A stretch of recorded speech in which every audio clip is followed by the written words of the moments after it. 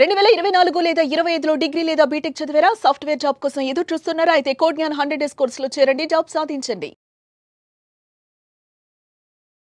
నమస్కారం అనిల్ సింగ్ గారు. నమస్తే శిరీష. సరే, ఈరోజు గోల్డ్ రేట్ ఎలా ఉంది అండ్ తగ్గుతుంది అని ఆశపడే లోగానే మళ్ళీ పెరగడం మనం చూస్తున్నాం గోల్డ్ మూమెంట్లో.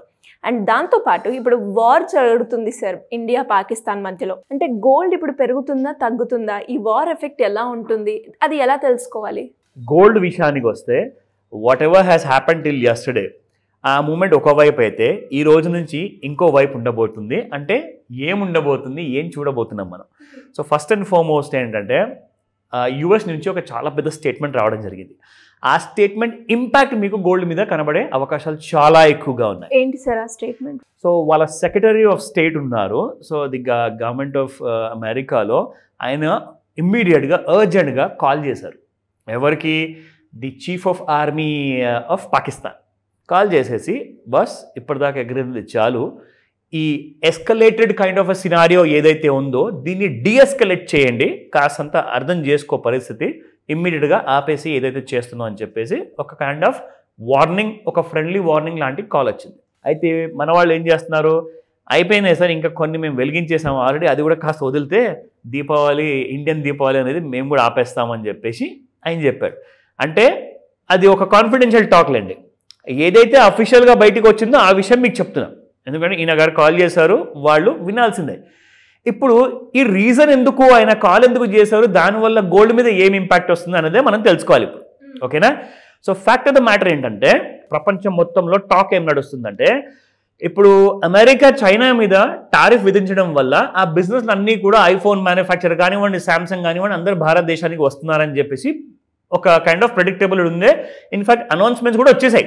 సో ఒకవేళ మ్యానుఫ్యాక్చరింగ్ హబ్ లాంటివి ఉన్న చైనాలో నుంచి అందరూ అటువైపు నుంచి ఇటువైపుకి వచ్చారనుకోండి ఇండియాకి, అప్పుడు చైనాది ప్రాముఖ్యత ఆర్ ఇంపార్టెన్స్ అనేది ఉండదు. సో అందరూ ఏమంటున్నారంటే, చైనా పాకిస్తాన్కి ఇమీడియట్గా ఆ ఇన్ఫర్మేషన్ ఇచ్చారు that you have to create instability in India. ఈ పహల్గాం అటాక్ చేయించారా, లేదంటే కాశ్మీర్లో ఎక్కడైనా అటాక్ చేయించారా, అవన్నిటికీ కూడా చైనా వెనకాల ఉండేసేసి పాకిస్తాన్ని ప్రొవోక్ చేసి ఆ పని చేయించింది వాళ్ళతో. సో దాట్ దీనివల్ల ఏమవుతుందంటే, ఇండియా ఇమీడియట్గా మీ మీద మళ్ళీ దాడులు చేస్తుంది. మీరు కూడా ఈసారి ఊరుకునే ప్రసక్తే లేదు, మీరు కూడా క్రియేట్ చేయండి అలాంటి భయాన్ని. అందరూ భయభ్రాంతులు అయ్యేసి భారతదేశంలో బతకడం మొదలు పెట్టాలి. అండ్ బయట నుంచి పెట్టుబడులు ఏవైతే రాబోతున్నాయో ఇండియాలోకి, అది రాకుండా చేయాలి మీరు. So this is the reason. నా దీంతో అమెరికాకి ఏంటి లాభం అంటారా? చైనా ఎలాగో అమెరికాకి లొంగట్లేదు. సో అమెరికా ఏదైతే ఫ్రెండ్లీ దేశాలు ఉన్నాయో అందులో భారతదేశం ఒకటి. ఒకవేళ అక్కడ నుంచి మ్యానుఫ్యాక్చరింగ్ ఇక్కడికి వస్తే India will have a bilateral trade agreement to US అనమాట. సో దానివల్ల ఏమవుతుందంటే, అమెరికాకి చాలా తక్కువ రేట్లో అమెరికాలో అవన్నీ కూడా అవైలబుల్ ఉంటాయి, ప్రోడక్ట్స్ మ్యానుఫ్యాక్చర్ చేస్తుంది ఇండియా. సో ఇప్పుడు ఇండియా ఒకవేళ ఒక నీట్ హబ్ కావాలి, క్లియర్ హబ్ కావాలి అంటే చైనాని, ఈ గొడవల్ని, ఈ పాకిస్తాన్ వార్ని ఆపాలి. అప్పుడే ఇండియాలో పెట్టుబడులు వస్తాయి, ఇండియాలో మ్యానుఫ్యాక్చరింగ్ ఉంటుంది, దాని తర్వాత మ్యాక్సిమం కంపెనీస్ కూడా యుఎస్ కూడా తిరిగి వెళ్ళిపోతాయి. సో ఇక్కడ ఇద్దరు విన్నర్స్ అవుతారు, ఇక్కడ యుఎస్ఏ అండ్ రెండోది ఇండియా. ప్రపంచంలో మన ఇద్దరం కూడా ఒక సాలిడ్ కైండ్ ఆఫ్ ఎకానమీగా తయారవుతామన్న విషయం చైనాకి తెలుసు కాబట్టి వీళ్ళందరూ కావాల్సిన చేస్తున్న కుట్ర ఇది. సో ఈ కుట్ర జరగకూడదని చెప్పేసి అమెరికా ఏమంటుందంటే, నువ్వు వార్ ఆపేస్తే అక్కడ ఇండియాలో మ్యానుఫ్యాక్చరింగ్ అనేది స్టార్ట్ అవుతుంది, మాకు ఇమీడియట్గా మా ఎకానమీకి హెల్ప్ అవుతుంది, నువ్వు చైనా మాట వినకూడదు అని చెప్పేసి అమెరికా వైపు నుంచి అదొక ప్రెషర్ అనమాట. సో దట్ ఇండియాకి ఫేవరబుల్గా ఉంటుంది అది. సో నా ఇప్పుడు ఏం జరగబోతుందంటే, అమెరికా మాటను అయితే ఈజీగా తీసుకోలేదు పాకిస్తాన్. ఎందుకంటే చాలా సంవత్సరాల నుంచి వాళ్ళ దగ్గర నుంచి kind of billions of dollars ఇప్పటిదాకా ఒక ఎయిడ్ రూపంలో, చారిటీ రూపంలో తీసుకున్నారు. సో మాట వినాల్సి వస్తుంది, ఆ ప్రెషర్ అనేది పాకిస్తాన్కి ఉంటుంది. సో రాబోయే కొన్ని రోజుల్లోనే, వారాలు కూడా అవసరం లేదనుకుంటున్నాను, కొన్ని రోజుల్లోనే ఇది ప్రశాంతంగా ముగియబోతుంది. అయితే గోల్డ్ ఏం చేయబోతుంది ఇక్కడ నుంచి? నా coming to the fact. Gold ఏం చేయబోతుందంటే 99,000 92,000 మధ్యలో ఉంది. ఒకవేళ వేరే దేశాలు ఈ గోల్డ్ అనే ఫిజికల్ గోల్డ్ అనే విషయం మీద సీరియస్గా అయ్యేసి వాళ్ళు ఇంకా ఎక్కువగా కొనడం మొదలు పెడితేనే మీకు అప్పుడు గోల్డ్ ప్రైసెస్ అనేది పైకి వెళ్ళే అవకాశాలు. అదర్వైజ్ వార్ పరిస్థితి అంటారా, అవన్నీ కూడా ప్రశాంతంగా ముగియబోతుంది. కాబట్టి అంటే అనిశ్చితత, what you call it as అంటే, ఇక్కడ ఏంటంటే ఆ కైండ్ ఆఫ్ ఇన్సెక్యూరిటీ రీజన్స్ వల్లనే గోల్డ్ పెరిగింది. అంటే వార్ అయితే ఎప్పుడైనా గోల్డ్ పెరుగుతుందండి, అందరూ క్యాష్ తీసి గోల్డ్ కొనుక్కుంటారు. సో అలాంటి పరిస్థితి ఇప్పుడు రాదు. కాబట్టి గోల్డ్ మీకు 92,000 బ్రేక్ అయ్యేసి డౌన్ సైడ్లో బిలో 80,000 కిందికి వెళ్ళిపోయే అవకాశాలు ఉంటుంది ఒకవేళ ఎవ్రీథింగ్ విత్ ఇన్ ఫ్యూ డేస్లో ఆగిపోతే. సో నౌ మనం ఈ రోజు చూద్దాము ఎలా ఉంటుంది మనకు spot gold prices starting with 24 carrot. ఇక్కడ చూసుకుంటే నిన్న 98.35 ఉన్న 24 క్యారెట్ గోల్డ్ ఇవాళ 98.68 ఉంది. It has just gone up by 33 rupees. And 22 carat gold చూసుకుంటే 9,015 నిన్న ఉండింది, ఇవాళ 9,045 ఉంది. It has gone up by 30 rupees. So ఇక్కడ మనం చూసుకుంటే 18 క్యారెట్ గోల్డ్లో 7,376 నిన్న అండ్ ఇవాళ 7,400 రూపీస్, 401 ఇన్ఫ్యాక్ట్ 25 రూపాయల దాకా పెరగడం జరిగింది. మీరు కొన్ని రోజుల నుంచి వాచ్ చేస్తే ఇంత పాకిస్తాన్ వల్ల ఇంత వార్ అనే సిచ్యుయేషన్ వచ్చినా కానీ గత 3 రోజుల నుంచి గోల్డ్ అనేది న్యూ హైస్కి వెళ్ళట్లా.